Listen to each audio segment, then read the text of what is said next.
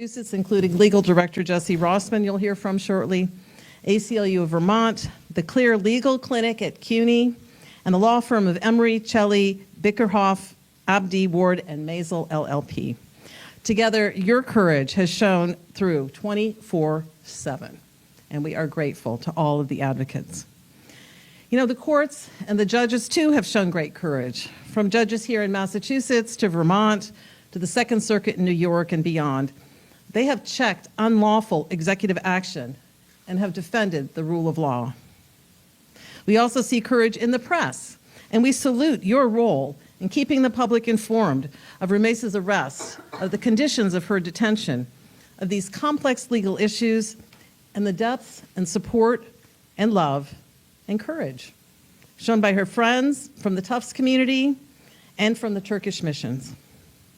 By reporting on these stories, you inspire the American people to take action, and they have done so. The American people have flooded the streets of Somerville and Boston and Burlington and New York, chanting, "Free Rümeysa." We can see that courage truly is contagious. And how fortunate we are here in Massachusetts also to gain inspiration and courage from our elected leaders. We've seen the courage of our Massachusetts delegation. Senator Markey, Congresswoman Pressley, Congressman McGovern, they flew down to Louisiana to bear witness on our behalf and to let Rümeysa and the rest of the world know that none of us will stop until she is free and until all people are free. And now I'm honored to introduce a man who understands and humbly wields the power of his position and uses it every day to protect the people in our Commonwealth and to ensure justice and liberty for all people throughout Massachusetts, the nation, and the world. U.S. Senator Ed Markey. Thank you, Carol. Thank you, Carol. And God bless the ACLU and all the work that your lawyers did. God bless you, Masa. I've worked with you for years. Just such a powerful voice for justice. Just lawyers stepped up. They took on this case, and they've set an incredibly important historical precedent. And I'm here with Ayanna Pressley, who is a voice for justice, no matter where she is, and Congressman Jim McGovern, who could not be with us this evening, but equally committed to human rights and to protect against their violations, no matter where he is, no matter what he does. And he really is so happy at the release of Rümeysa. And to you, Jesse Rossman, and to everyone who has joined us, but especially to you, Rümeysa. Today is a tremendous day as we welcome you back, Rümeysa. You have made millions and millions of people across our country so proud of the way you have fought, you have resisted, you have stood up to injustice. And today is a great day of celebration for millions of people who had your back, and an example to all Americans to stand up for people who are suffering from injustice. Even amidst all of that injustice, today is a day of joy because of your release. And that federal district court judge in Vermont, it ordered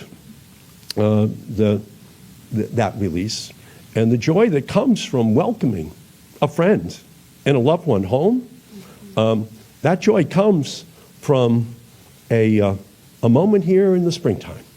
The joy that comes from a hard-fought victory in a fight for what is right. After talking with Rümeysa down in Louisiana and here this evening, I feel such joy. And it's from her joy and her strength that she is now an inspiration to millions of others across our country and across the world as well, because the world looked at this case. Yesterday, that federal district court judge did order the release of Rümeysa immediately. It's a victory for Rümeysa. It's a victory for justice. It's a victory for our democracy. I had the privilege with Ayanna and Jim last month to meet with Rümeysa. We visited her at the ICE Detention Center in rural Louisiana, more than 1,500 miles away from the streets of Somerville, where she was whisked off of the streets and where she was detained for 45 days. 45 days of wrongful imprisonment in the United States of America in 2025, because she should have never been abducted from the streets of Somerville by masked agents with no explanation. She should have never been taken out of Massachusetts, where at each step of her ordeal, from Massachusetts to New Hampshire to Georgia to Vermont to Louisiana, she was denied requests to contact her lawyers. She should have never had to suffer multiple and worsening asthma attacks while locked away in detention, even yesterday, when she suffered an attack of asthma at her bail hearing. And at that bail hearing, the government did not provide a single shred of evidence that she presents a danger to the community or a danger to the United States of America. Not one shred of evidence. And as the court itself noted, the government has not provided any evidence of Rümeysa's wrongdoing except for an op-ed in the Tufts Daily newspaper. That's the full extent of the evidence against Rümeysa. As the court recognized yesterday, she was continually kept in detention, and that was chilling the speech of millions of other people in our country who are not citizens. And really, her case affects every one of us, citizens as well. Freedom of speech and the right of due process are not suggestions in our country. They are fundamental rights. The First Amendment right of free speech is not expendable. Due process under the Fifth Amendment is not expendable. These constitutional rights are indispensable. That is what Rümeysa's case says to the rest of our country. Let us not be fooled into thinking that we are different from Rümeysa, that what she has had to endure could never happen to any of the rest of us. Her rights to free speech and due process are everyone's rights. Everyone's rights. We all share in those rights, which is why this homecoming is only the beginning of the fight. We must now all take up in the name of all of our freedoms, not only for Rümeysa, but for every family, for every neighbor, for everyone who wishes to ensure that they can live free. And let us remember that hundreds of women are still being detained in that facility.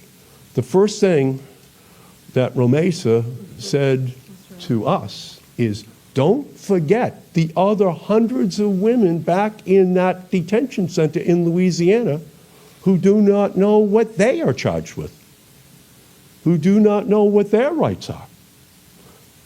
Rümeysa's first instinct was not to talk about her, but to talk about all those women who have still not had their rights protected. That's who Rümeysa is. She's courageous. She's an inspiration. And we will not forget those other women, not just there in Louisiana, but all across the country, and men as well, who are right now having their constitutional rights be absolutely compromised. That's who Rümeysa is. She wants us, in her name, to fight for them, and we will. And so that's really what today is all about. It's about ensuring that we fight against those awful conditions that those women are still suffering from. They are kept from adequate health care. They are kept from adequate nutrition, from the dignity of humane existence. Women separated from their babies and their children. Women held at a disproportionate rate, who are not being given access to the mental health, substance abuse, and trauma treatment that they need. We commit to ending those conditions, Rümeysa. And we will fight against this scourge of mass incarceration without charges being made right now in our country against so many people. This is what our challenge is, and Rümeysa has raised it. So we start here in Massachusetts. We're the birthplace of freedom. It started 250 years ago, and we're going to continue that fight, where she can return to her studies and to make a positive change in her community and the lives of those around her. And I speak for everyone here when I say that we will continue to have Rümeysa's back, and we will continue to stand up for the constitutional rights, for our democracy, and for the rule of law in our nation. And Rümeysa, you are going to be someone who is going to ultimately help our country to understand what we stand for. That's what you've been doing for the last 45 days, and I think it's going to last for the rest of the term of Donald Trump. You are going to become an absolute symbol of what we must fight to protect. And there is no greater fighter than Ayanna Pressley. She is just an absolute warrior for justice every single day. It was my honor to travel with her to Louisiana, but it's my honor to work with her every single day in the United States Congress. Congresswoman Ayanna Pressley. Thank you, Ed. Thank you for your friendship. Thank you for your ongoing partnership on so many issues of consequence. In particular, we've been shoulder to shoulder in the work of oversight of our carceral settings, our prisons, our jails, our detention facilities. And before I get started, I do just again want to reiterate that if you care about mass incarceration, you should care about mass deportation. If you care about mass deportation, you should care about mass incarceration.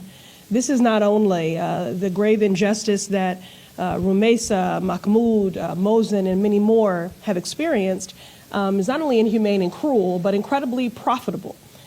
These are facilities owned by corporations, and in the same way that those private prisons benefit from mass incarceration, these private detention centers, facilities benefit from mass deportation and incarceration. So I did just want to name that. You know, y'all, I don't know if I can stick to my remarks here because I'm just overwhelmed. One, Rümeysa's home, and two, the Celtics won. But, you know, seriously, just bringing a little levity because we're long overdue for some joy. The second I saw Rümeysa, I just exclaimed loudly, "My sister." I felt an immediate kinship with her. And as we approach Mother's Day, it is important that, and I think the public outcry and the rallying has been a testament to the fact that we see Rümeysa as our sister. We see Rümeysa as our daughter. And that is, in fact, how a community should rally and see one another when a harm is done to anyone, because we are one human family, and our destinies are truly tied. I was also excited to be able to gift Rümeysa with a polished stone with the word hope engraved that I had been carrying for weeks. I had two stones with me when we went to rural Louisiana, and again, I thank Senator Markey for his steadfast leadership and partnership, my brother colleague Jim McGovern for journeying together to rural Louisiana, and I had a polished stone with the word courage engraved for Mahmoud, and a polished stone with the word hope engraved for Rümeysa. But ultimately, having visited Gina and the Bazille facilities, I decided not to gift it to them because I was pretty sure it would be confiscated.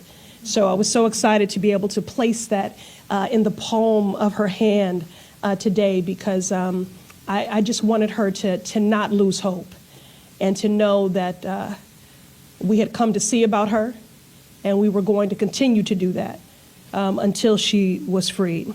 So today we come together to welcome home a beloved member of the Massachusetts 7th Community, a brilliant scholar, a courageous advocate, and a survivor of a shameful injustice, Rumeysa Ozturk. Today marks a significant step forward and a victory for Rümeysa, a victory for due process, and a victory for our democracy. But it is also a somber day, and I know it is bittersweet for Rümeysa because Rümeysa should never have been abducted and ripped away from her community in Somerville in the first place. She should never have had her visa revoked. She should never have been transported almost 2,000 miles away to an ICE facility in rural Louisiana and subjected to squalid, inhumane conditions. She should never have suffered multiple asthma attacks and feared for her life so far away from home. Last year, Rümeysa authored an op-ed that centered the dignity and humanity of every person and was critical of her university's response to the crisis in Gaza. She exercised her fundamental First Amendment right. And citing nothing more than an op-ed, she was met with the full force of Donald Trump's authoritarian project: silenced, detained, and punished. Rümeysa, we work each morning. Since then, we've worked with you on our mind. Massachusetts did not forget about you for a minute. Your classmates and your neighbors peacefully gathered in the street, lawyers, elected officials, and people of good conscience from every walk of life spoke your name daily. Carol, Masa, Jesse ensured that this was the case. I also had the good fortune to spend time with people who've been privileged enough to know Rümeysa, some for 5 years, some for 7 years, some for 10 years. And I was remarking that I'm jealous they've known her that long because true enough, she is courageous and a bright light, and all of it is contagious. But we refuse to be silent, sounding the alarm on this injustice and elevating your story time and again, Rümeysa. And yesterday, a federal court ordered Rümeysa released on bail. When we traveled to Louisiana last month to meet with Rümeysa, what we saw was unconscionable. Rümeysa was being denied proper medical care, left to suffer through intense and worsening asthma attacks without her prescribed medications, forced to endure inadequate meals and religious accommodations, denied even basic necessities, and subjected to inhumane living conditions. Rümeysa, I shared upon our arrival when Senator Markey and Congressman McGovern and I landed here at Logan. Upon leaving here, I went right to Somerville for what had been a long scheduled town hall. And I shared with our Somerville community and the public what you told me of the constant fear, the trauma of being torn away from the community you love, the community that you have given so much to. But Rümeysa's spirit was unwavering and her light shone through for all of us to see. When you sat down with us, Rümeysa, you spoke first of the women detained alongside you. You carried with you in your heart and in neatly copious written notes, like the qualified researcher that you are, their stories, their fears, their urgent medical conditions, their worry that they had been abandoned.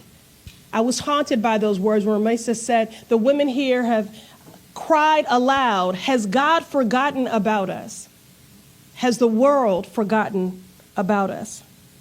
Rümeysa's experience was not just an act of cruelty, it was a deliberate, coordinated attempt to intimidate, to instill fear, and to send a chilling message to anyone who dares to speak out against injustice. I've said it before, Donald Trump is a dictator. Dictator seeks to silence dissenting voices, wants a citizenry that is ignorant and uninformed, a citizenry that is indifferent to the suffering of a neighbor, a citizenry that is inactive. But today we're sending a message of our own to this White House. Your efforts to silence Rümeysa, to crush dissent, to undermine our fundamental rights are being rejected. Rümeysa, my sister, our sister, we welcome you home with open arms. We never forgot about you. You are loved, you are seen, and we will not rest until you are fully exonerated. Your visa is restored, and you are free to continue your studies and your service to our community. But let us also be clear, this fight is not over. Rümeysa is released on bail, but her deportation proceedings continue. So while we take stock of this important victory, made possible because of the dedicated people behind me and thousands more because of public outcry, We're clear-eyed about the work that remains. To everyone who has stood with Rümeysa, who has spoken out, who has joined in this fight in Congress, in the courts, and in community, thank you. We would not be here today if it weren't for you. Our work is not done, but we are stronger together. Throughout my time in public life, I've had the privilege and emotional honor throughout these years to say these two words to many people upon their return from prisons, jails, and detention facilities. Welcome home. And now we'll hear from Jesse from the ACLU. Good evening. My name is Jessie Rossman. I'm the legal director at the ACLU of Massachusetts. I know I speak for everyone here when I say that there is no place that I would rather be than standing here right now next to Rümeysa, that she has finally come home. Yesterday, our witnesses testified that Rümeysa is truly irreplaceable to the Tufts community, and we are so grateful that she is back where she belongs. Of course, as you have heard, and as we have been saying for 6.5 weeks, this never should have happened in the first place. Rümeysa never should have been arrested. She never should have been whisked 1,300 miles away in a cloud of secrecy. She never should have been detained for 1 day, let alone 6.5 weeks. The government's unlawful actions have harmed Rümeysa, her family, her friends, and the entire Tufts community.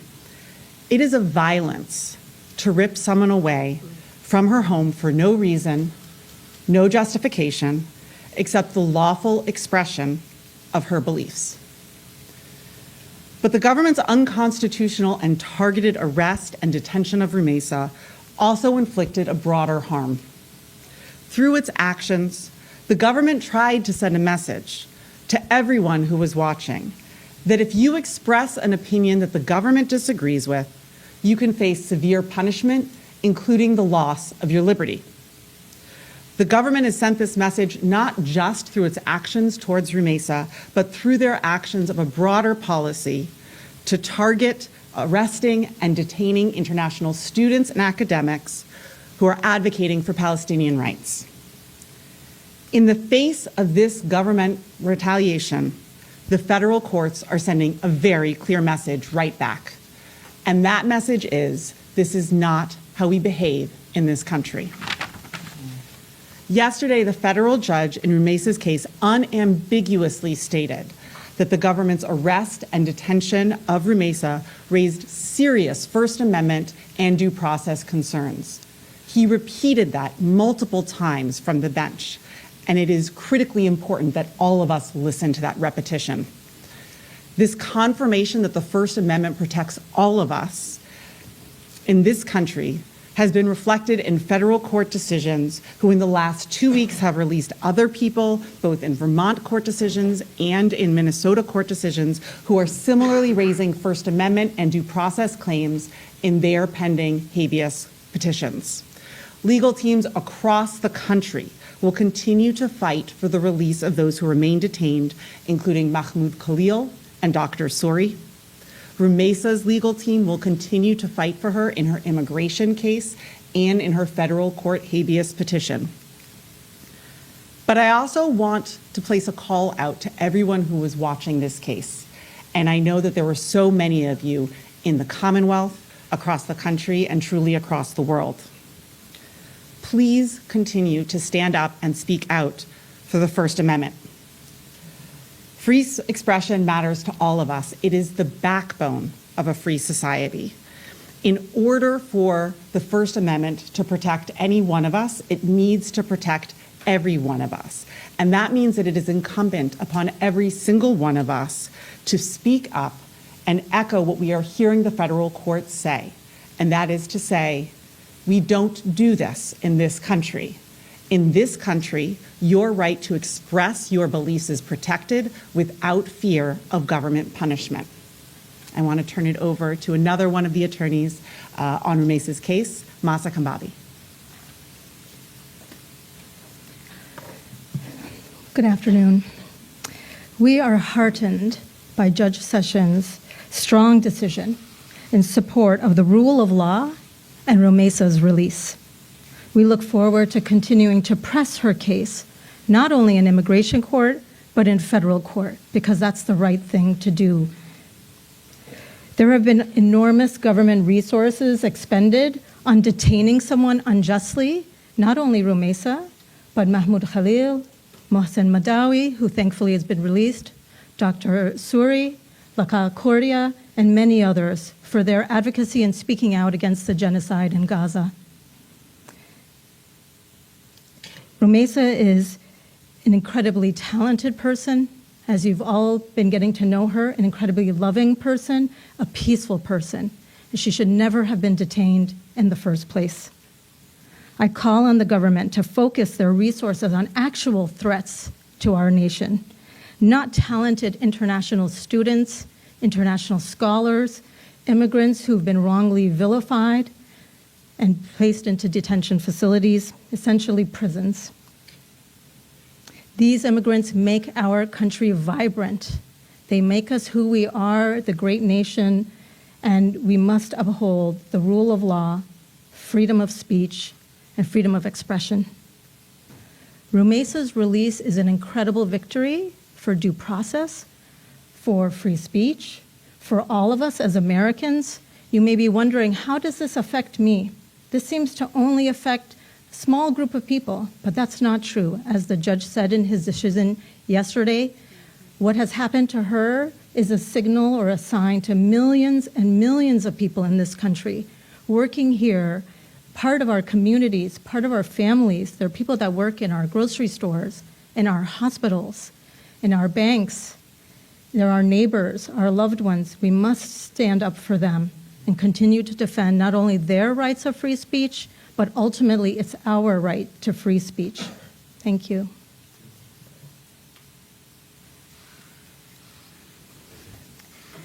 Thank you, everyone, for all your support and love.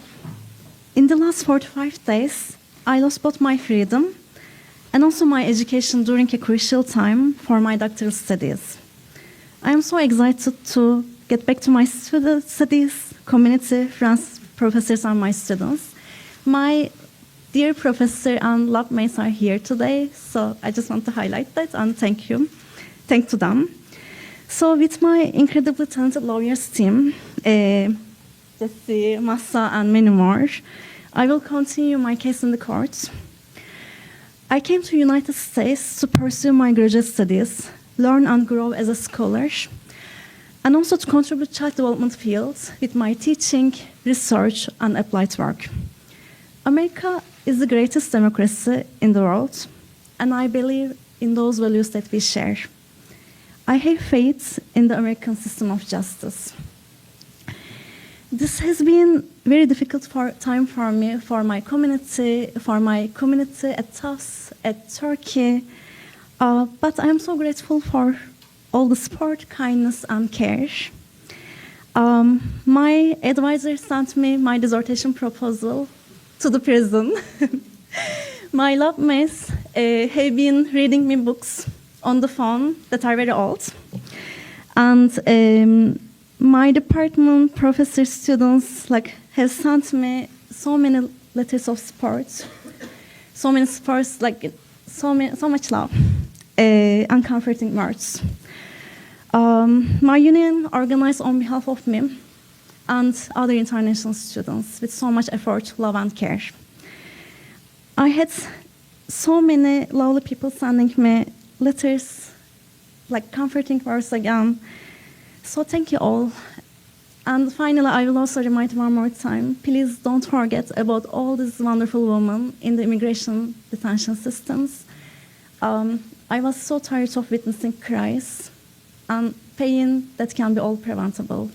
Thank you.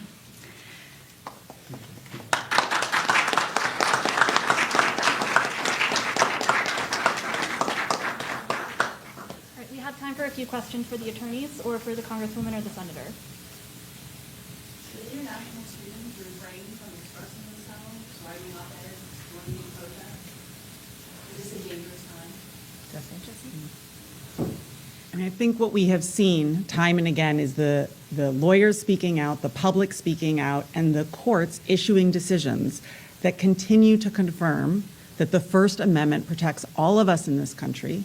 It is not just citizens. And that is why it's important for all of us to continue to speak up on behalf of the First Amendment. We know that the rights in our Constitution are only as good as us continuing to defend them and advocate for them and to make sure that they are powerful and to protect all of us. And that's something that we are going to continue to do in the courts.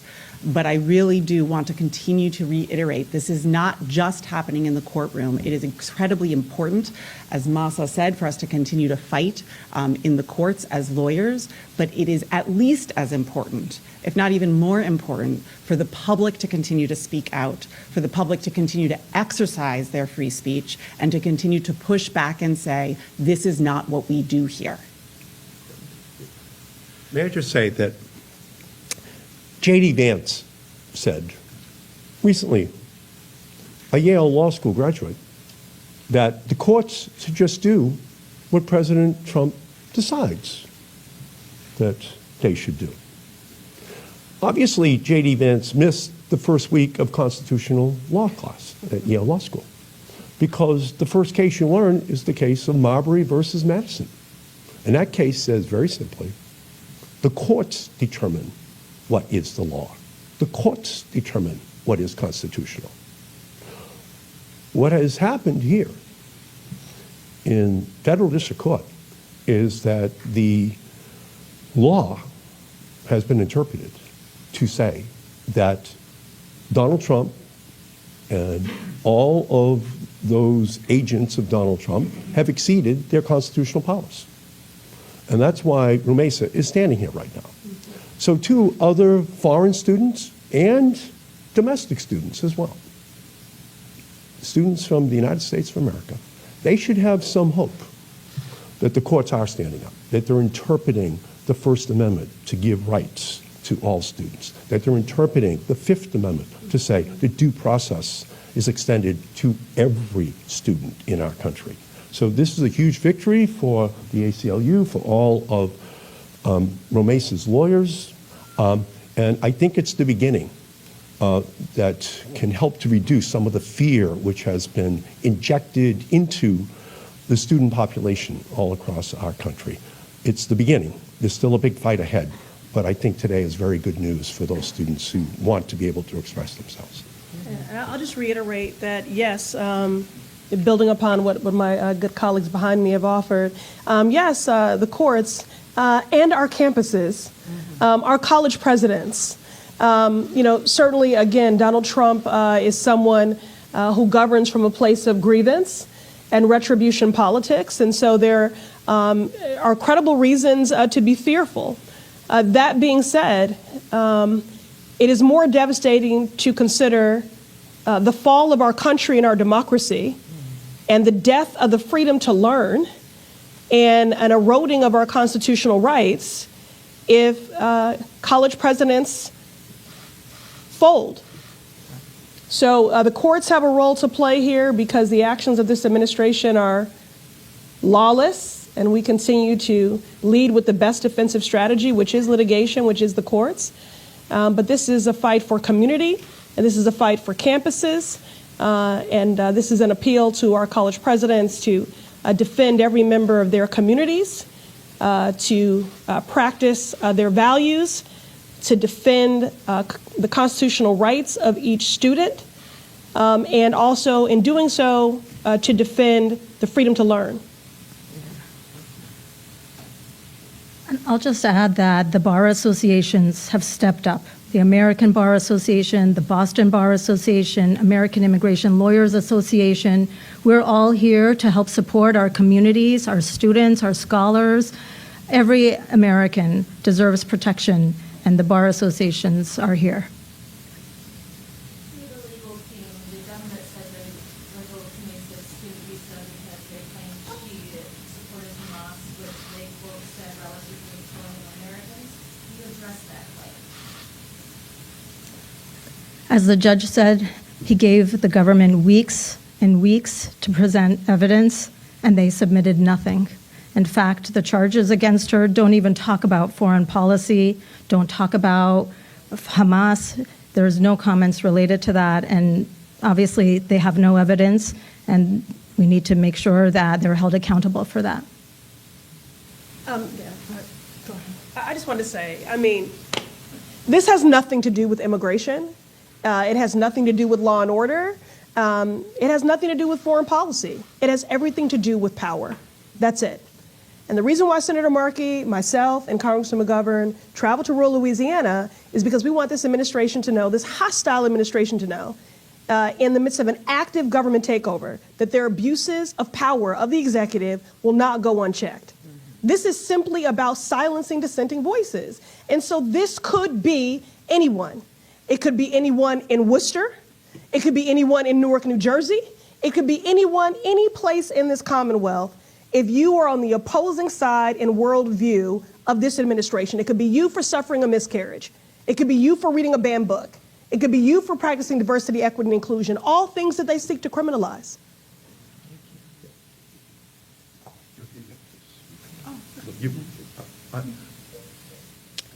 Article 1 of the Constitution created the Congress. Article 2 created the presidency. Article 3 created the federal district court system, including the Supreme Court.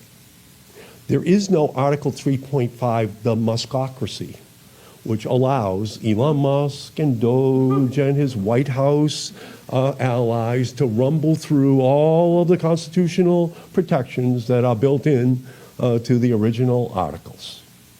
And judgment after judgment by federal courts are upholding the original constitutional intent. Even as recently as today, a new court has ruled that Doge and Elon Musk just can't go through and arbitrarily destroy the Department of Education or the EPA or other agencies. They don't have that authority. So the courts are holding. They are blocking these decisions, including birthright citizenship, the right for Doge to get into the private information of all of the Social Security records or tax records of every American. This is just one more example, but it's an important example. It's an important precedent because this goes to the First Amendment and the Fifth Amendment. This goes to the fundamental right of feeling free to speak out, to have a point of view, to disagree with the president even if he thinks he's a dictator. He cannot squelch your right to be able to speak, even if you, the president, find it to be offensive. That's a huge victory today. But it's all part of a larger story of Trump, Doge, Elon Musk, all trying to act in a way which is fundamentally at odds with the Constitution as it was drafted. Thank you. And I will just add that it's really important to keep in mind that she was never charged with any crime. The government never produced any evidence that she had done anything wrong, that she had done anything anti-Semitic, that she had done anything supportive of any terrorist organization. There is simply nothing, zero, that the government has been able to produce, and they have been invited to do so. And in fact, because of good reporting, the Washington Post actually reported that there were efforts by the government to try to find things to introduce to the court, and they were unable to do so. But even those reports have not been forthcoming to the court. So the combination of secrecy, well, the secrecy just sort of shows there's simply no evidence for these allegations. So these are unsupported allegations that they have been given plenty of time to come forward and to prove and have been unable to do so at all. And I think that is the real answer to the question that you asked about. Is there any supporting evidence for this? And the answer is none. Thank you. Carol, I'm sorry, could you just speak to what concerns you may have regarding the Trump administration considering trying to ban or limit habeas corpus and the implication that could have on cases like this, and if this chapter might try to, fight that if that happens? Look, the Great Writ is one of the foundations that we have in this country about ensuring that when you are unlawfully detained, that you have a court, that you have a judge that is an independent judiciary, which is what Article 3 judges are. The immigration courts are under the same branch of government as the executive. They follow executive rules and orders. You heard that yesterday in federal court. It is Article 3 judges federal judges who have independent authority and responsibility to look at the constitutionality of someone's detention. It is core to who we are as a country, and everyone, I can promise you, standing here and who is out there fighting right now in the courts across this country will ensure that we continue to fight for that right, to make sure that you have an independent authority that you can go to when you believe that the government has detained you and taken away your liberty in violation of the Constitution. That's who we are. We're going to do 2 more questions, and I want to go to the Tufts Daily. For Senator Markey and Pressley, what are you doing in the federal government and the Congress level to help support Rümeysa and others like her, as well as try to prevent other lawful things from happening?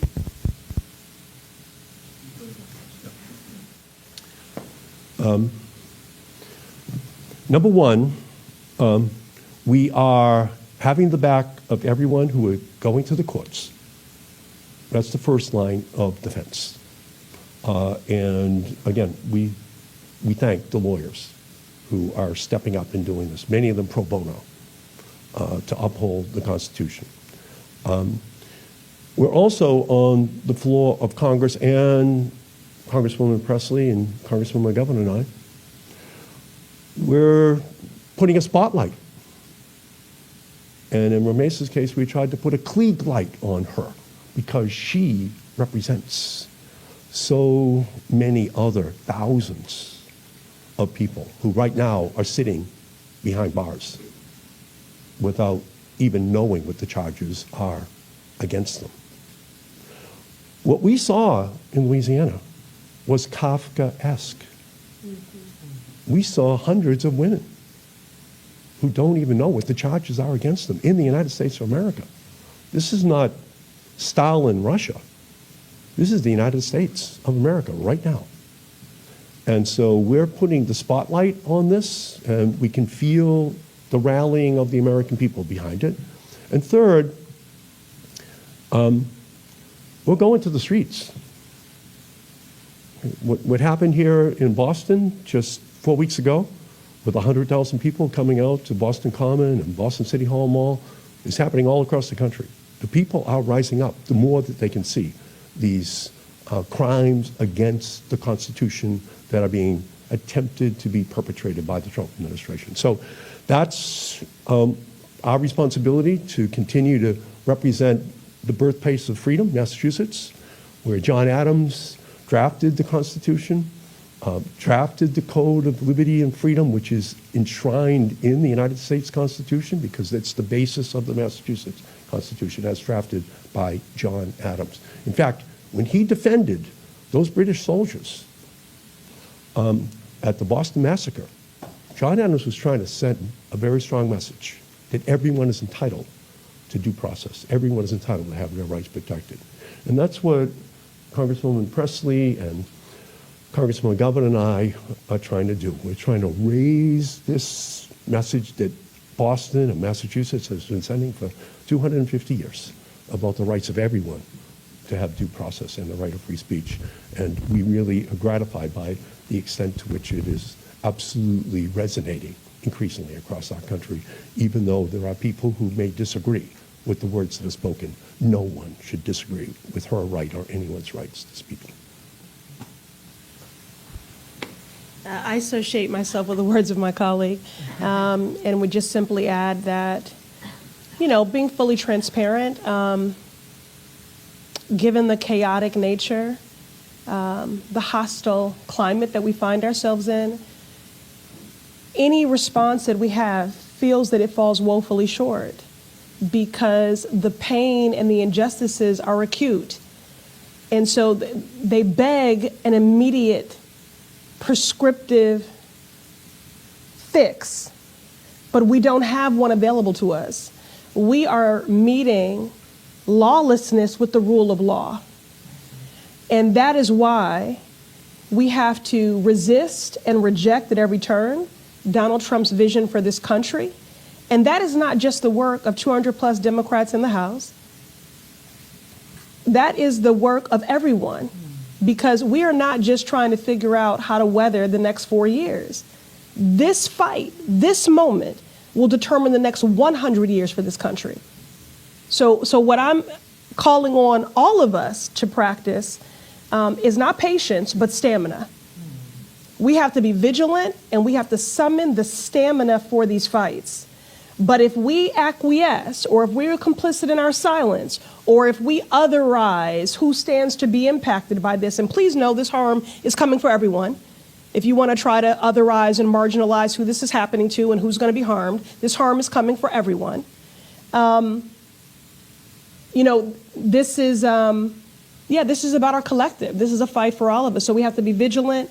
We have to practice stamina, and then we have to continue to daily engage those strategies of litigation, legislation, agitation, and mobilization. They're flooding the zone. We have to do the same. The rhetoric hits different. The policies hit different. We have to move differently and match their energy. They're flooding the zone, and so will we. Our last question, Boston Globe. Hi, thank you so much for being here and speaking with us. I'm wondering if you all could talk about what the road ahead looks like for Rümeysa, both in the courts and at school as she pursues her dreams. Thank you. So we have upcoming immigration court hearing later this month where we will be presenting Rumeysa's case for what we believe and can document is the unlawful revocation of her visa and the termination of her CVIS status. As many of you have heard, the government not only terminated Rumeysa's CVIS status, her F1 status, but thousands and thousands of other students, and have stepped back because it was wrong. They did it without the authorization. We have never seen in our history of immigration law related to students where the government goes into the CVIS system and terminates a student's status on their own. There was never a policy for that. There was never a procedure for that. It was unlawful. That needs to be corrected.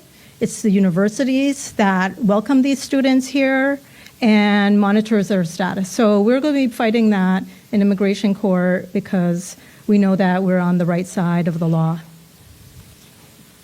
In terms of the federal court proceedings, we, as you all know, had the bail hearing yesterday. The next proceeding in the District of Vermont is on the 22nd, May 22nd, which is when the habeas petition and the merits of that case will be argued before the court. And this involves talking about many of the same constitutional issues that as a part of the bail hearing we needed to address with the court. Part of the bail test involves showing that you have substantial claims. So essentially telling the court we have a high likelihood of success on these claims. And what the court said repeatedly yesterday was that Rümeysa's petition raised serious First Amendment concerns, serious due process concerns, and those are the concerns that we are going to be litigating when we are back before the court on the habeas petition.